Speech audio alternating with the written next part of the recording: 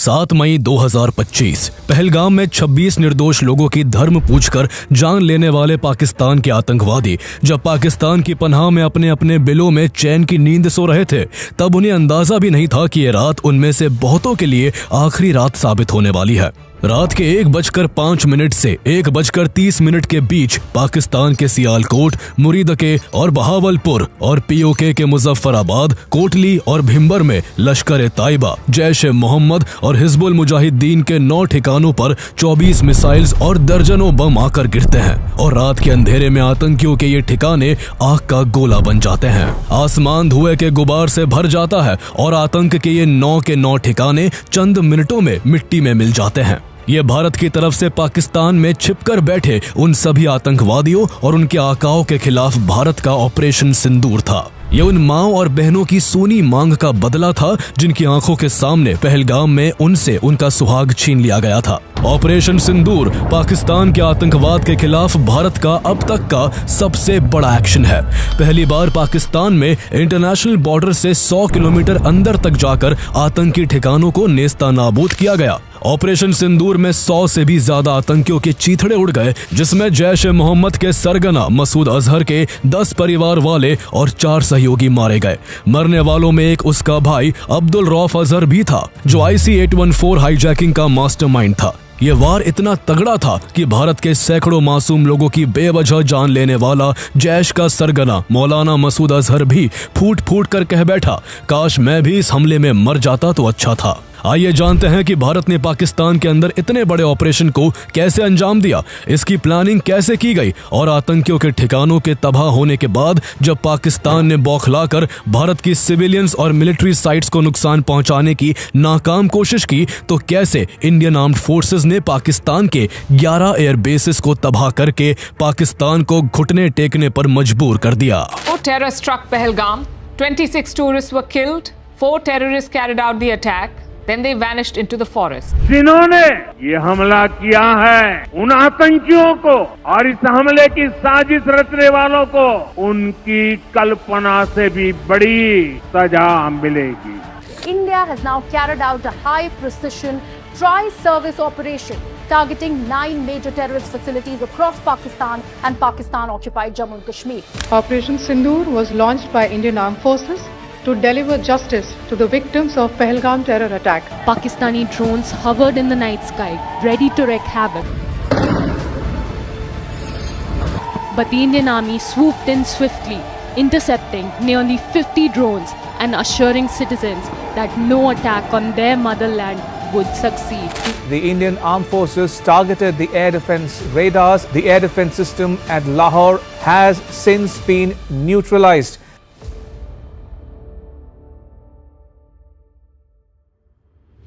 इस सब की शुरुआत तब हुई जब 22 अप्रैल 2025 को पाकिस्तान के आतंकी संगठन लश्कर ताइबा के ग्रुप TRF से जुड़े 5 से 6 आतंकवादियों ने पहलगाम की बैसरन घाटी को नर्क बना दिया। लोगों से उनका धर्म पूछा गया और जवाब में हिंदू सुनते ही उन्हें गोली मार दी गई। दरिंदगी की हद तो तब हुई जब आतंकियों ने धर्म की पहचान के लिए पुरुषों से कलमा पढ़वाना शुरू किया। जो कलमा नहीं पढ़ पाया उसे बेरहमी से मार दिया गया। इस तरह आतंकियों ने इस कायराना हमले में धर्म के आधार पर 26 निर्दोष पुरुषों की जान ले ली। पाकिस्तान के आतंकवाद का ये कोई पहला उदाहरण नहीं था।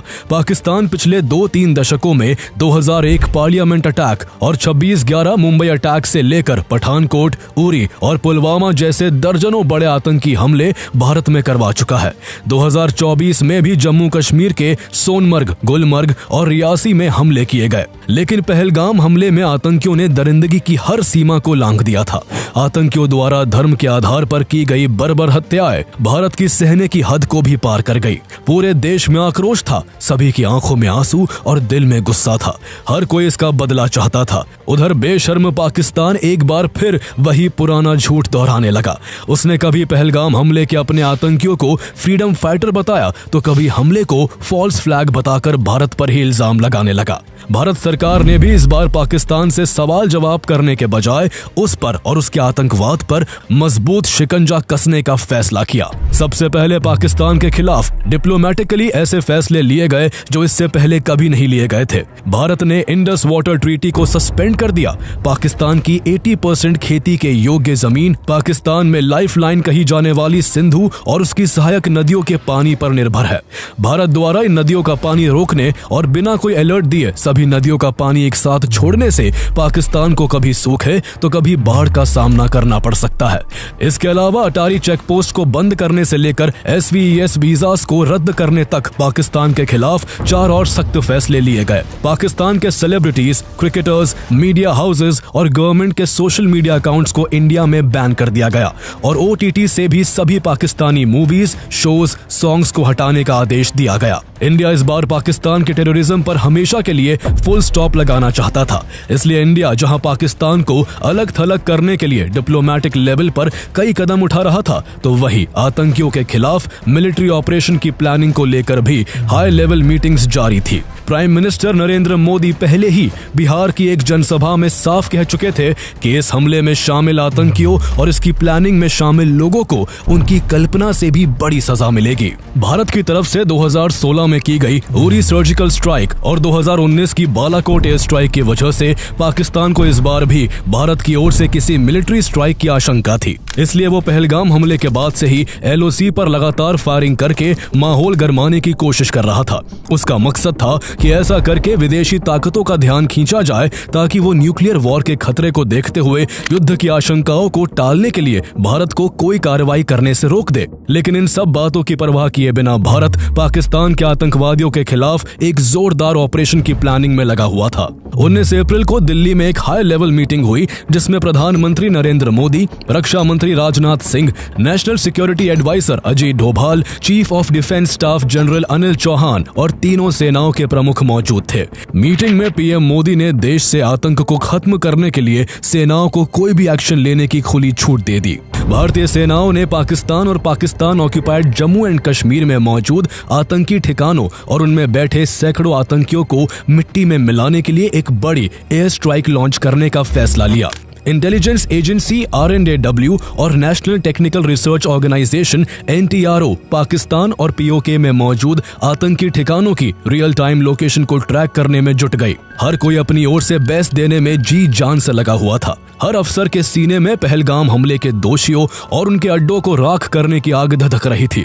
ऑपरेशन से जुड़ी कोई भी खबर किसी भी कीमत पर लीक ना हो सके, इसलिए भारत अपनी तरफ से पूरी गोपनीयता बरत रहा था। बहुत ही कम समय में RNAW और NTRO ने पाकिस्तान और POK में 21 टारगेट्स की पूरी इंफॉर्मेशन जुटाकर इनके इनपुट्स प्लानिंग टीम को फॉरवर्ड कर दिए। प्लानिंग टीम ने 21 में से 9 हाई वैल्यू टारगेट्स को चुना। यही वो ठिकाने थे जहां से पुलवामा, 26/11 और पहलगाम जैसे हमलों की साजिश रची गई थी और जहां आतंकियों को ट्रेनिंग दी गई थी। इन 9 हाई वैल्यू टारगेट्स की मॉनिटरिंग की जाने लगी और इन सभी को सर्विलेंस पर डाला गया। NSA अजीत डोभाल ने इन 9 टारगेट्स को फाइनल करके 5 मई तक ऑपरेशन का ब्लूप्रिंट तैयार किया और अप्रूवल के लिए PM मोदी से मुलाकात की। प्रधानमंत्री नरेंद्र मोदी ने भी बिना कोई समय गवाए आतंकियों के 9 ठिकानों को ढेर करने की मंजूरी दे दी। आतंकियों ने पहलगाम में हिंदू महिलाओं के सुहाग को उजाड़ा था, इसलिए उन महिलाओं की सूनी मांग का बदला लेने के लिए इस ऑपरेशन को ऑपरेशन सिंदूर नाम दिया गया,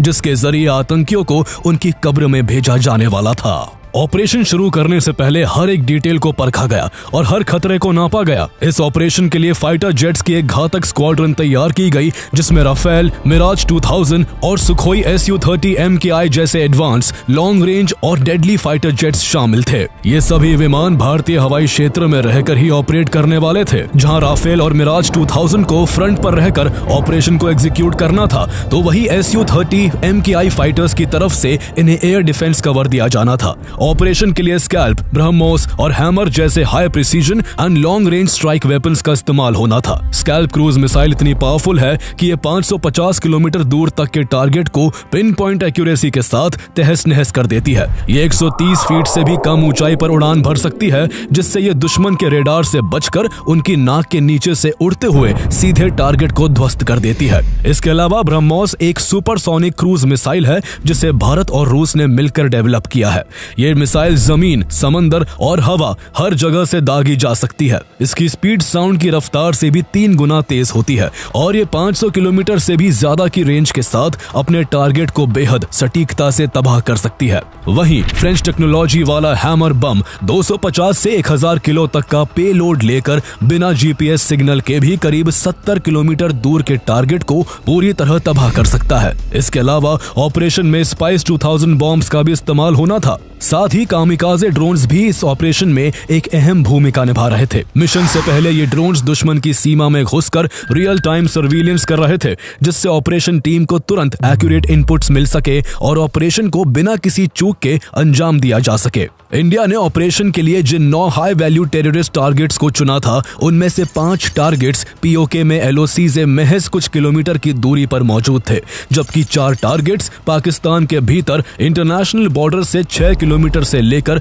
100 किलोमीटर भीतर तक मौजूद थे। भारत ने इंडियन एयरफोर्स के साथ साथ इंडियन आर्मी और इंडियन नेवी को भी स्टैंड बाय पर रखा था, ताकि ऑपरेशन के तुरंत बाद जमीनी या समुद्री संघर्ष होने पर तुरंत जवाब दिया जा सके।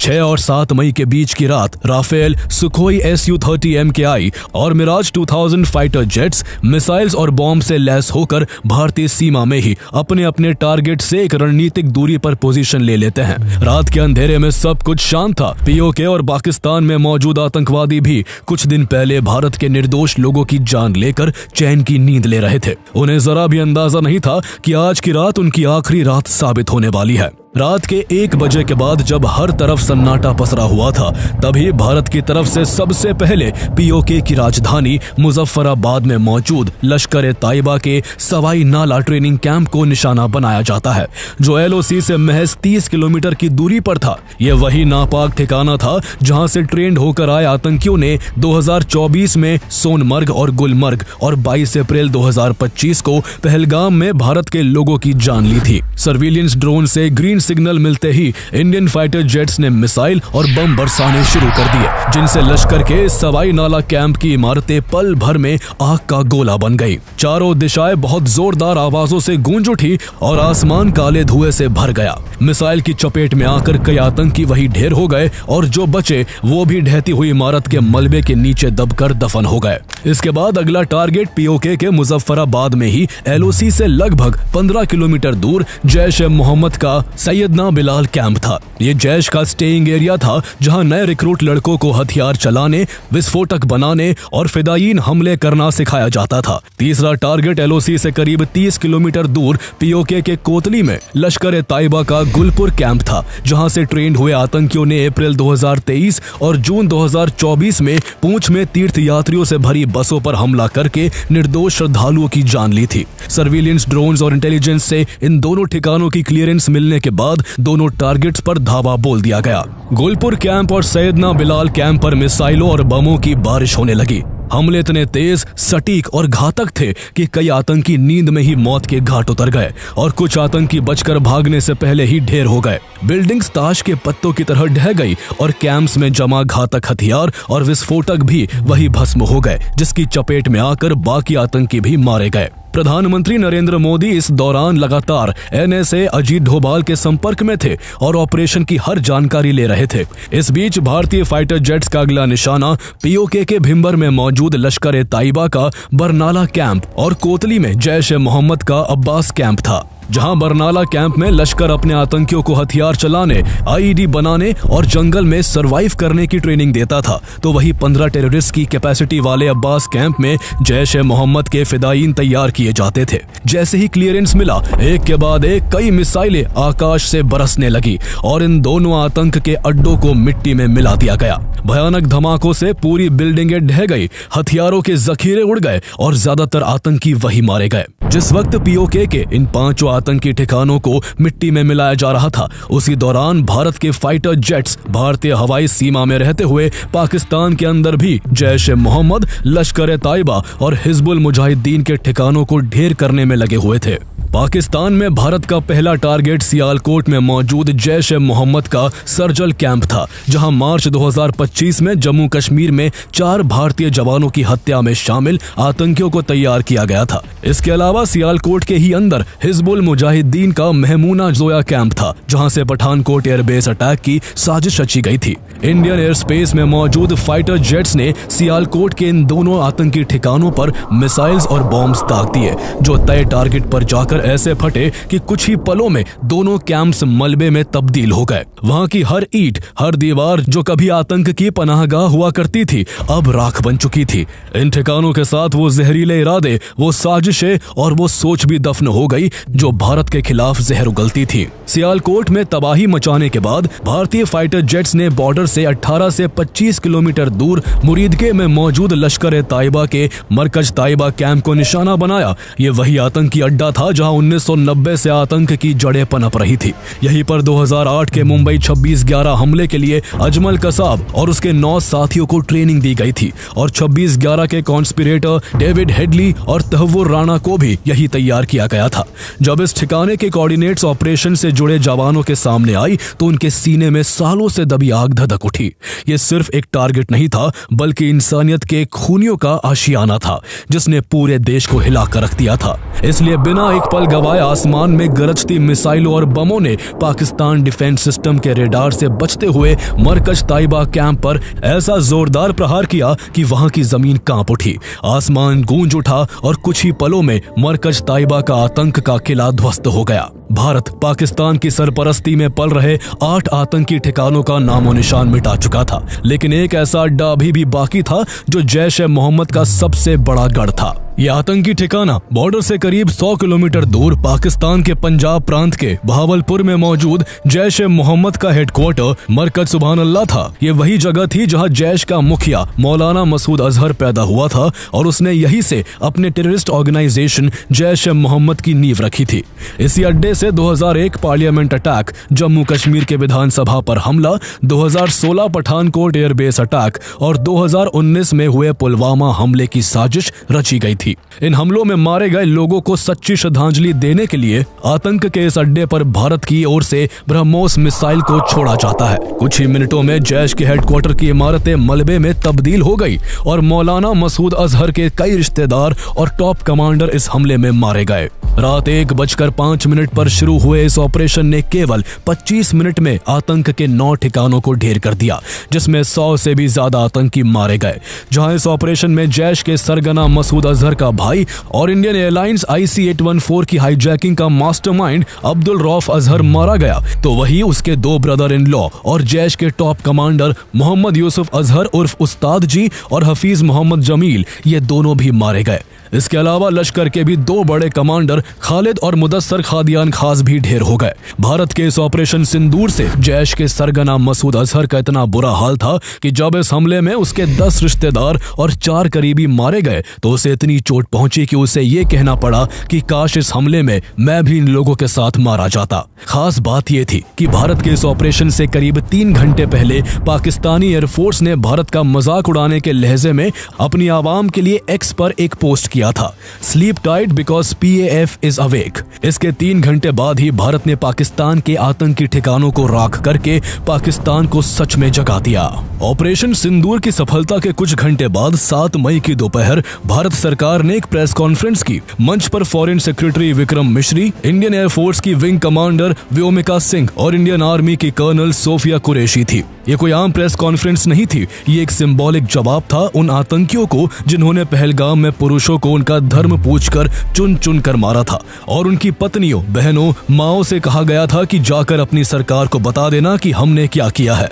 उसका जवाब देने के लिए ही कर्नल सोफिया और विंग कमांडर व्योमिका इस प्रेस कॉन्फ्रेंस में आई थी। एक मुस्लिम और एक हिंदू महिला कमांडर को साथ खड़ा करके भारत ने पाकिस्तानी सेना प्रमुख आसिम मुनीर की उस कट्टर सोच के मुंह पर तमाचा जड़ दिया था जो 2 नेशन थ्योरी के चलते हिंदुस्तान में कौमी बंटवारा चाहता है। कर्नल सोफिया और विंग कमांडर व्योमिका ने लाइव फुटेजेस के साथ बताया कि भारत ने ऑपरेशन सिंदूर के जरिए पीओके में 5 और पाकिस्तान में 4 आतंकवादी ठिकानों को निशाना बनाकर पूरी तरह नष्ट कर दिया है। प्रेस कॉन्फ्रेंस में यह भी साफ किया गया कि भारत ने केवल आतंकी ठिकानों को ढेर किया है और इस ऑपरेशन में किसी भी पाकिस्तानी मिलिट्री इंस्टॉलेशन को निशाना नहीं बनाया गया। लेकिन अगर फिर भी पाकिस्तान कोई जवाबी कार्रवाई करता है तो भारतीय सेनाएं उसको मुंह तोड़ जवाब देने के लिए तैयार है। ऑपरेशन के तुरंत बाद external affairs minister S Jaishankar और national security adviser Ajit Doval ने अमेरिका, ब्रिटेन, रूस, सऊदी अरब और यूएई समेत कई देशों के अपने काउंटरपार्ट्स को ऑपरेशन सिंदूर की जानकारी दी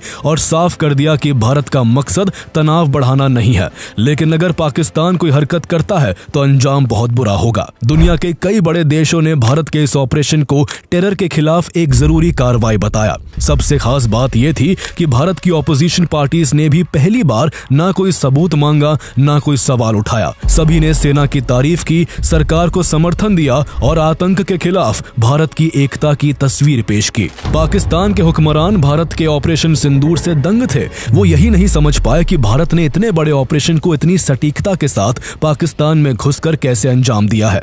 उसके 9 आतंकी अड्डे ध्वस्त हो चुके थे और उनके मलबे की तस्वीरें सोशल मीडिया पर वायरल थी। पाकिस्तान अब इस हमले को झुठला नहीं सकता था, लेकिन उसने खुद को विक्टिम दिखाने का वही पुराना ड्रामा फिर शुरू कर दिया। पाकिस्तान के इंफॉर्मेशन मिनिस्टर अताउल्लाह तरार ने एक foreign media channel sky news को इंटरव्यू दिया और कहा, पाकिस्तान तो मासूम देश है और यहाँ कोई आतंकी कैंप नहीं है, बल्कि हम खुद आतंकवाद के शिकार है। लेकिन न्यूज एंकर यल्दा हकीम ने उसी इंटरव्यू में उनकी पोल खोल कर रख दी। एंकर ने उन्हें पाकिस्तान के ही नेताओं के पुराने बयान याद दिलाए जब पूर्व राष्ट्रपति परवेज मुशर्रफ, पूर्व प्रधानमंत्री बेनजीर भुट्टो और मौजूदा मंत्री ख्वाजा आसिफ ने खुले मंचों पर स्वीकार किया था कि पाकिस्तान दशकों से आतंकी संगठनों को पालता रहा है। When you say there are no terrorist camps in Pakistan, that is going against what General Pervez Musharraf has said, what Benazir Bhutto has said, what your defense minister said just a week ago. Anchor ने यह भी याद दिलाया कि America ने पाकिस्तान को बिना बताए ओसामा बिन लादेन को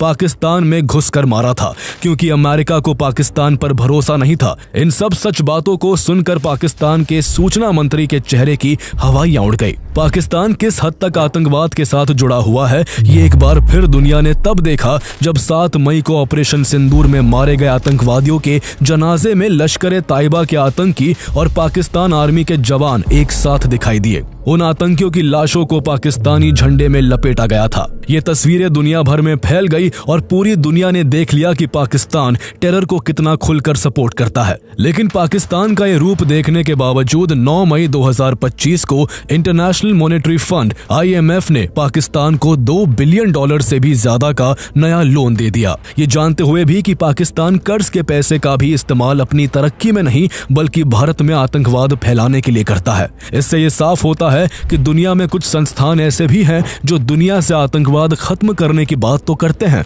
लेकिन उसके खिलाफ कोई एक्शन नहीं लेते। आतंकियों की मौत का मातम मनाने वाला पाकिस्तान ऑपरेशन सिंदूर के बाद भी अपना दोगलापन दिखाने से बाज नहीं आया। पाकिस्तान के रक्षा मंत्री ख्वाजा आसिफ ने मीडिया संस्थान ब्लूमबर्ग से बात करते हुए कहा कि अगर भारत हमले रोक दे तो हम कोई जवाबी हमला नहीं करेंगे।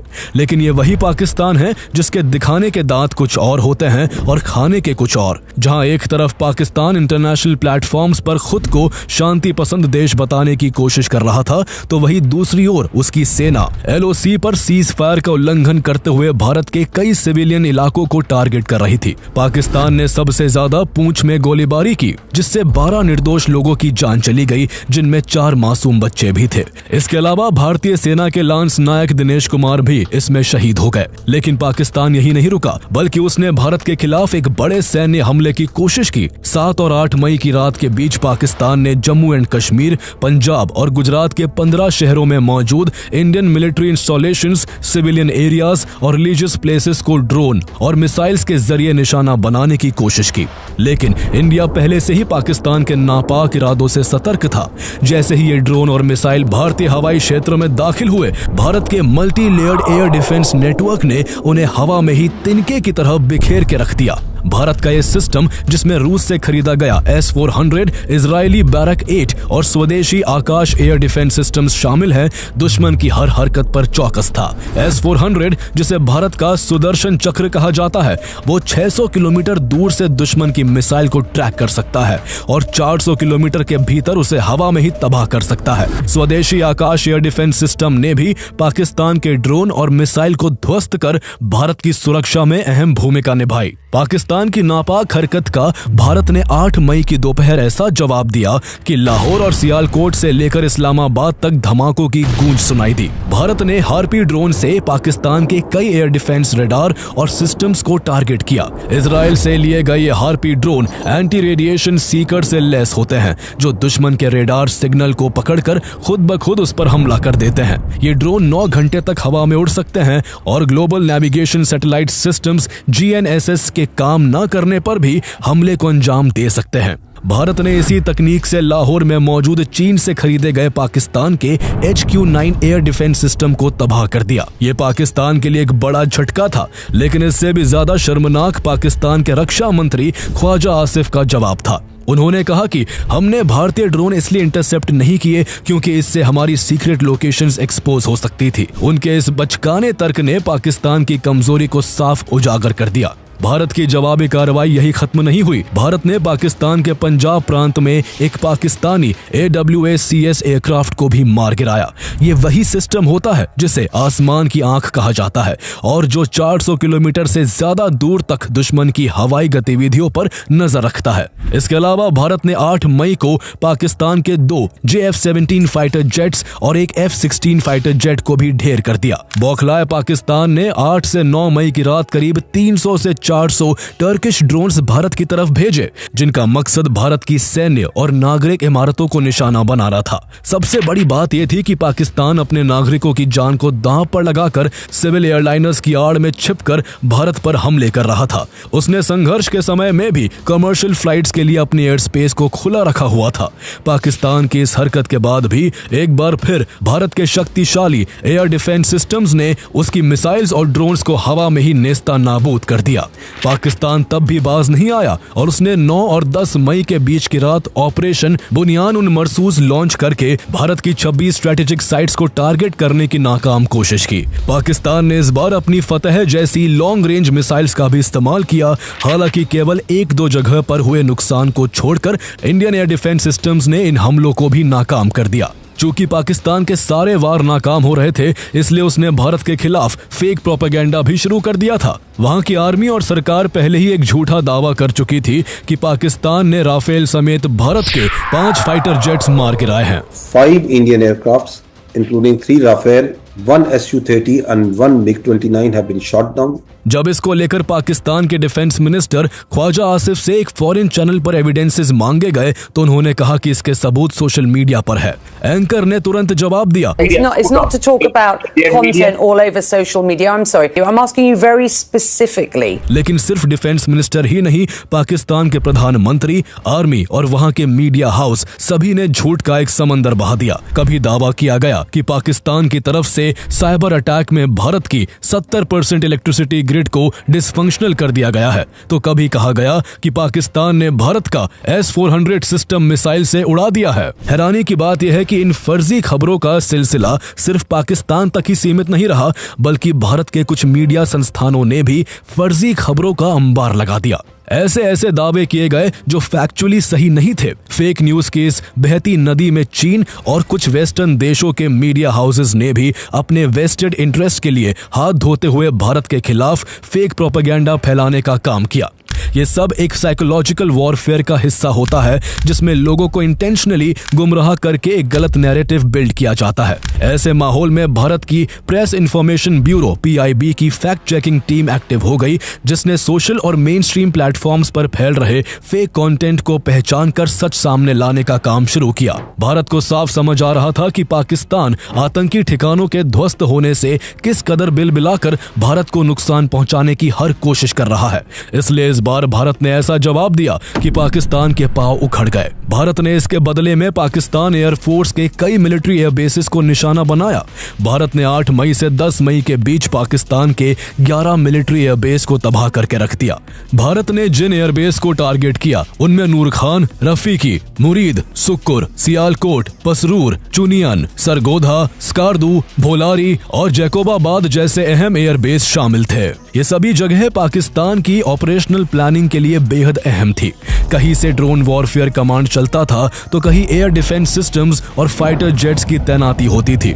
इनमें सबसे ज्यादा अहम रावलपिंडी में मौजूद नूर खान एयरबेस था, जो पाकिस्तान की एयर मोबिलिटी कमांड का नर्व सेंटर है, जहां से उनके Saab Erieye airborne warning systems, C-130 transport aircraft और IL-78 एयर टैंकर्स ऑपरेट किए जाते हैं। सबसे जरूरी बात यह है कि नूर खान एयरबेस पाकिस्तान के स्ट्रेटेजिक प्लान्स डिवीजन के हेडक्वार्टर्स के बेहद करीब मौजूद है और यही डिवीजन पाकिस्तान के करीब 170 न्यूक्लियर वेपन्स की देखरेख करता है। पाकिस्तान को सबसे बड़ा झटका भोलारी एयरबेस पर हुए हमले में लगा, जहां स्क्वाड्रन लीडर उस्मान यूसुफ समेत दर्जनों पाकिस्तानी जवान मारे गए और कई फाइटर जेट्स पूरी तरह तबाह हो गए। इंडियन एयरफोर्स ने कराची के पास मौजूद मिलिट्री साइट्स को भी टारगेट किया, जिसमें सबसे अहम हमला कराची के मलीर कैंट पर हुआ, जहां पाकिस्तान की एक surface to air missile site को प्रिसीजन स्ट्राइक के जरिए तबाह किया गया। भारत ने इस जवाबी कार्रवाई के लिए ब्रह्मोस क्रूज मिसाइल्स का इस्तेमाल किया था, जिसके जरिए भारत ने पाकिस्तान के एयरबेसेस को निशाना बनाकर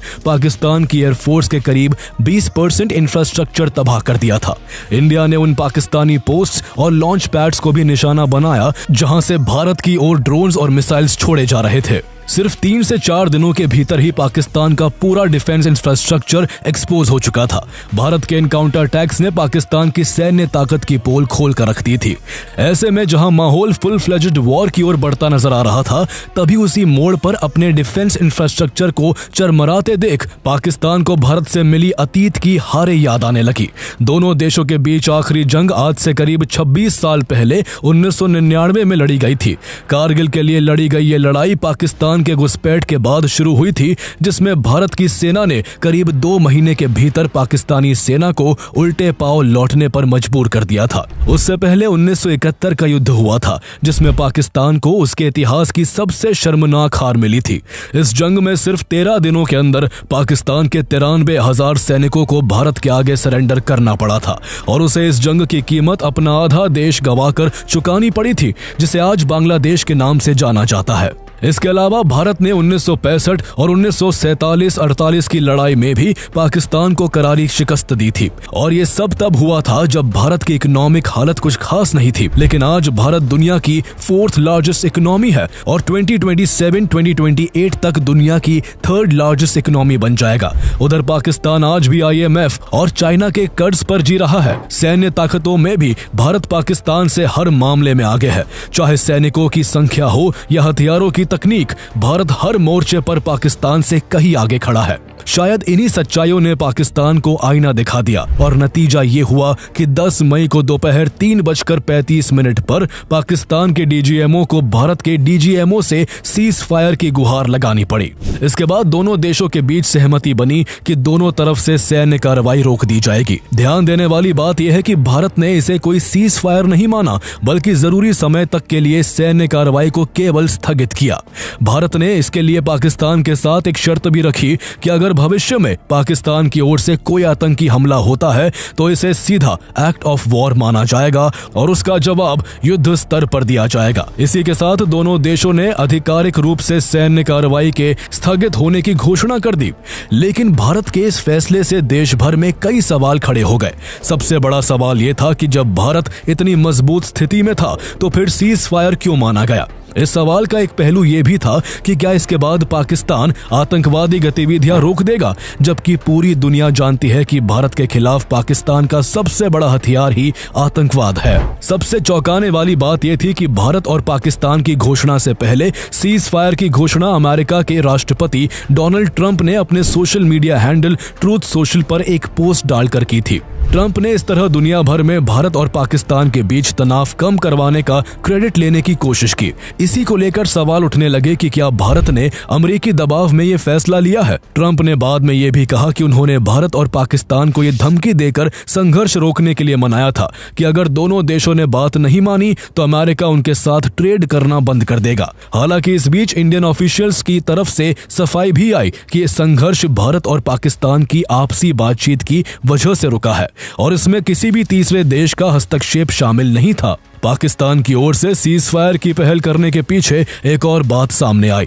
भारत ने पाकिस्तान के एयरबेसेस को टारगेट करने के दौरान जब सरगोधा एयरबेस को टारगेट किया था तब से किराना हिल्स को लेकर भी दुनिया भर में चर्चा होने लगी। सोशल मीडिया पर कई वीडियो, सैटेलाइट इमेजेस और मैप्स शेयर होने लगे जिनमें दावा किया गया कि पाकिस्तान के सरगोधा जिले में मौजूद किराना हिल्स पर भारत की तरफ से हमला किया गया था। किराना हिल्स को पाकिस्तान की मिनिस्ट्री ऑफ डिफेंस का एक संवेदनशील एरिया माना जाता है और ऐसा कहा जाता है कि इन पहाड़ियों के अंदर बनी रीइंफोर्स्ड केव्स में पाकिस्तानी सेना अपने न्यूक्लियर वॉरहेड्स को छुपा कर रखती है। किराना हिल्स पर हुए हमले के अनुमान से चर्चा भी तेज हो गई कि शायद भारत ने किराना हिल्स को निशाना बनाकर पाकिस्तान को एक साफ संकेत दे दिया था कि भारत के पास पाकिस्तान की हर हरकत की जानकारी है और भारत पाकिस्तान में कहीं भी स्ट्राइक करने की काबिलियत रखता है। बहुत मुमकिन है कि भारत की इसी आक्रामक जवाबी कार्रवाई से पाकिस्तान को अपने न्यूक्लियर वेपन्स के न्यूट्रलाइज होने का डर सताने लगा और वो इस संघर्ष को रोकने के लिए विदेशी ताकतों से मदद की गुहार लगाने लगा। हालांकि बाद में इस बारे में जब एयर मार्शल ए.के. भारती से एक प्रेस ब्रीफ के दौरान पूछा गया तो उन्होंने मुस्कुराते हुए एक मिस्टीरियस अंदाज में कहा, thank you for telling us that Kirana hill houses some nuclear installation, we did not know about it and we've not hit Kirana Hill. Ceasefire के बाद सभी को उम्मीद थी कि पाकिस्तान जो कई दिनों से भारत की तरफ मिसाइल और ड्रोन्स छोड़ रहा था वो हमले बंद हो जाएंगे, लेकिन इतिहास गवाह है कि पाकिस्तान अपनी जुबान का कभी पक्का नहीं रहा और उसने हर बार झूठ और षड्यंत्र का सहारा लिया है। पाकिस्तानी हारे तो पलट के एक बार फिर आता है, अगर जीत जाओ तो फौरन लापरवाह नहीं हो जाना। अपने इतिहास को दोहराते हुए पाकिस्तान ने केवल 3 घंटे बाद ही सीज फायर का उल्लंघन कर दिया और भारत के दर्जनों शहरों को निशाना बनाने के लिए अपने मिसाइल और ड्रोन्स भारत की तरफ दाग दिए। भारत ने भी तुरंत जवाबी कार्रवाई की और ऐसा जवाब दिया कि पाकिस्तान अगले दिन दोबारा ऐसी हिमाकत करने की हिम्मत नहीं जुटा सका।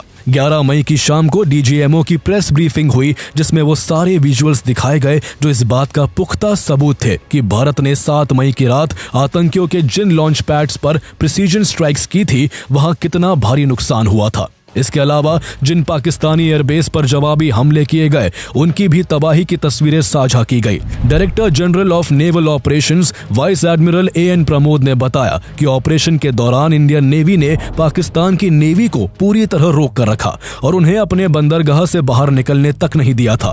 उन्होंने 2 टूक शब्दों में कहा कि अब अगर पाकिस्तान ने दोबारा हमला करने की हिमाकत की तो उन्हें पता है कि हम उनका क्या अंजाम करेंगे। 12 मई को रात 8 बजे प्रधानमंत्री नरेंद्र मोदी ने भी ऑपरेशन सिंदूर को लेकर देश को संबोधित किया। उन्होंने पहलगाम आतंकी हमले का जिक्र करते हुए कहा, हमारी बहनों का सिंदूर उजाड़ा था, इसलिए भारत ने आतंक के ये हेडक्वार्टर्स उजाड़ दिए। पीएम मोदी ने साफ शब्दों में कहा कि जब पाकिस्तान की आर्मी ने बौखलाहट में भारत पर हमला करने की कोशिश की तो भारतीय सेना के जवाबी प्रहार ने पाकिस्तान को महज 3 दिनों में घुटनों पर ला खड़ा किया और खुद को बचाने के लिए पाकिस्तान दुनिया से गुहार लगाने लगा। प्रधानमंत्री ने 2 टूक शब्दों में यह भी कहा कि हमने पाकिस्तान के आतंकी और सैन्य ठिकानों पर अपनी जवाबी कार्रवाई को अभी सिर्फ स्थगित किया है। आने वाले दिनों में हम पाकिस्तान के हर कदम को इस कसौटी पर मापेंगे कि वह क्या रवैया अपनाता है। भारत कभी भी आतंक की सरपरस्त सरकार और आतंक के आकाओं को अलग अलग नहीं देखेंगे। पीएम मोदी ने पूरी दुनिया को सख्त संदेश देते हुए कहा कि भारत हर उस जगह जाकर कठोर कार्रवाई करेगा जहां से आतंक की जड़ें निकलती हैं और भारत अब कोई भी न्यूक्लियर ब्लैकमेल नहीं सहेगा। उन्होंने कहा कि टेरर और टॉक एक साथ नहीं हो सकते हैं, टेरर और ट्रेड एक साथ नहीं चल सकते, पानी और खून भी एक साथ नहीं बह सकते। अगर पाकिस्तान से बात होगी तो वो सिर्फ आतंकवाद और पीओके पर होगी। प्रधानमंत्री की ये स्पीच और भारतीय सेनाओं का ऑपरेशन सिंदूर इस बात का ऐलान है कि अब भारत ने पाकिस्तान स्पॉन्सर्ड टेररिज्म के खिलाफ एक नई रेखा खींच दी है। अब देखने वाली बात यह होगी कि पाकिस्तान उस रेखा को समझता है या या नहीं। अगर उसकी सरकार और सेना ने अब भी आतंकवाद को पालना पोसना जारी रखा तो वो दिन दूर नहीं जब यही आतंकवाद पाकिस्तान को ही खत्म कर देगा।